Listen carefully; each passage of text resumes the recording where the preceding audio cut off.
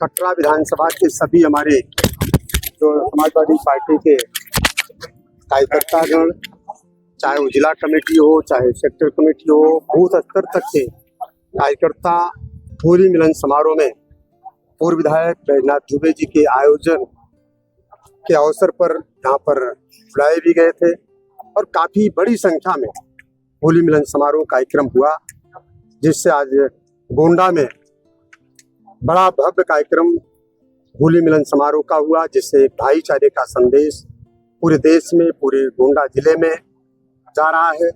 और होली मिलन समारोह के शुभ अवसर पर भाईचारा कायम हो रहा है। तो आज जो इसके आयोजक साथी हैं, मैं श्री पूर्व विधायक बैजनाथ दुबे जी को मैं अपने तरफ से ढेर सारी शुभकामनाएं देता हूं और आशा करता हूं कि इसी तरीके से ऐसे कार्यक्रम को निरंतर आप करते रहें, जिससे क्षेत्र में भाईचारा बनता रहे। सर 2027 के चुनाव को देखते ऐसा क्या? देखिए, होली मिलन समारोह है, 2027 की शुरुआत तो हो चुकी है और समाजवादी पार्टी के राष्ट्रीय अध्यक्ष, हम सभी लोगों के महबूब नेता माननीय अखिलेश यादव जी जिस तरीके से आज 2027 की तैयारी समाजवादी पार्टी की तरफ से तो पहले से चल रही है, ये आज का कोई कार्यक्रम नया नहीं है। समाजवादी पार्टी का कार्यक्रम होता रहता है, लेकिन आज होली मिलन समारोह का ये आयोजन था और ऐसे आयोजन में कटरा विधानसभा के और पूरे जिले के लोग इसमें शामिल। सर इस समय गैस की किल्लत हो रही क्या है? देखिए, गैस की किल्लत पूरे देश में है। हम सभी लोग सदन में भी अभी बजट सत्र में मैं बोल करके अभी आया हूँ और जिस तरीके से आज सिलेंडर की किल्लत पूरे देश में बनी हुई है, तमाम रेस्टोरेंट बंद हो रहे हैं, टाइल्स की फैक्ट्रियां बंद हो रही हैं और घर में खाना पकाने के लिए भी लोगों को सोचना पड़ रहा है।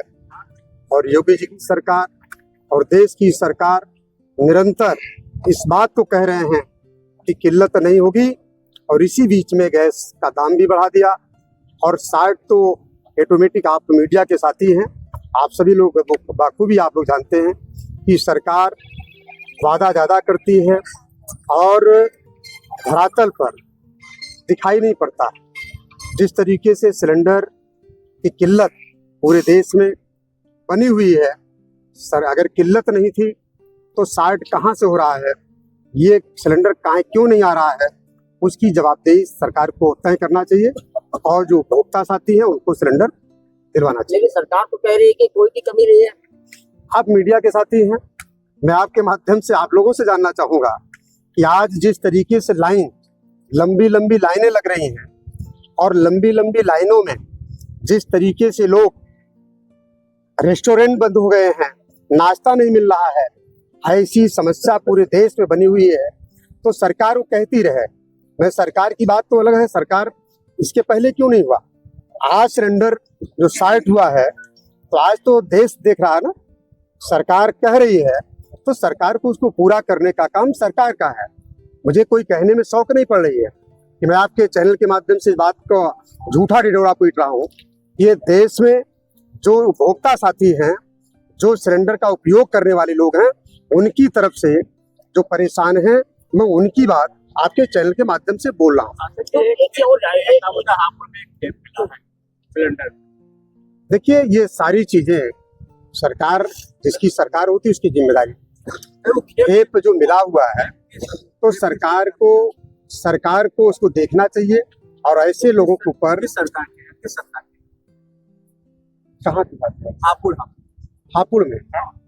अब मुझे इसकी जानकारी नहीं किस सत्ता के हैं, किस सर, मैं कहना चाहता हूँ सरकार की बात है। सर क्या आप लोग इसका विरोध? मैं कह रहा हूँ, मैं उसी बात को आ रहा हूँ कि अगर कहीं खेप मिल रहा है तो क्यों मिल रहा है, उसके अधिकारी क्या कर रहे थे।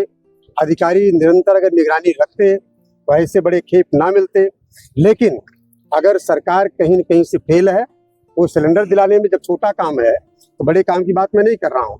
ये उपभोक्ता एक घर में सिलेंडर की जरूरत है। पहले इन्होंने फ्री कनेक्शन दिया और जब लोगों को परका दिया, एक घर में सिलेंडर की मांग और डिमांड बढ़ गई, तो सिलेंडर अगर इस तरीके से कालाबाजारी हो रही है तो सारी जिम्मेदारी सरकार की बनती है, अधिकारियों की बनती है, सिलेंडर को मुहैया कराएं। क्या समाजवादी पार्टी इस पे आंदोलन करे? सांसद है आपके क्या? मेरी जिम्मेदारी है, मैं तो धरना प्रदर्शन कर रहा हूँ। मैंने अभी हाउस में बोल करके मैं आ रहा हूँ। मैं आपके चैनल के माध्यम से बता रहा हूँ।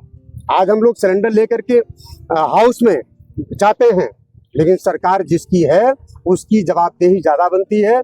हम लोग डिमांड कर सकते हैं, सरकार से मांग कर सकते हैं। अच्छा सांसद जी, जैसे कि अभी देश में यूजीसी का विरोध देखने को मिला और फिर दिल्ली में जो देश के अलग अलग संगठन के लोग हैं, उन लोगों का ये नारा था कि हम सभी लोग दिल्ली चलेंगे और वहाँ पे विरोध प्रदर्शन करेंगे, लेकिन सरकार के द्वारा उन सभी संगठन के नेताओं के घर पे पुलिस को भेज के उन्हें घर पे ही नजरबंद कर देना, इस पे आपकी क्या राय है? देखिए, यूजीसी कानून, यूजीसी जो बिल सरकार लेके आई थी, अब सरकार किस मकसद से लेकर के आई थी कि सरकार यूजीसी को लाना चाहती थी कि यूजीसी को ला करके देश में बवाल कराना चाहती थी। और आज जिस तरीके से यूजीसी में चाहे ओबीसी हो, चाहे वो पिछड़ा वर्ग हो, दलित हो, सामान्य हो, जो लड़ाने का काम सरकार कर रही है, ये सरकार की जिम्मेदारी बनती है कि ऐसी स्थिति को संभालने के लिए ऐसे बिल को अगर लाती है तो उसको लागू करना चाहिए, लड़ाना नहीं चाहिए। अगर आप लाए हो तो उसको फिर अन्य समाज को देखते हुए वर्गों में बांटने का काम जो सरकार कर रही है वो गलत है। हम लोग इसका विरोध करते हैं। जो भी बिल सरकार लाती है, हम लोग कोई अगर गलत है उसका विरोध करेंगे, अच्छा कार्य करेंगे मैं उसका समर्थन करूंगा।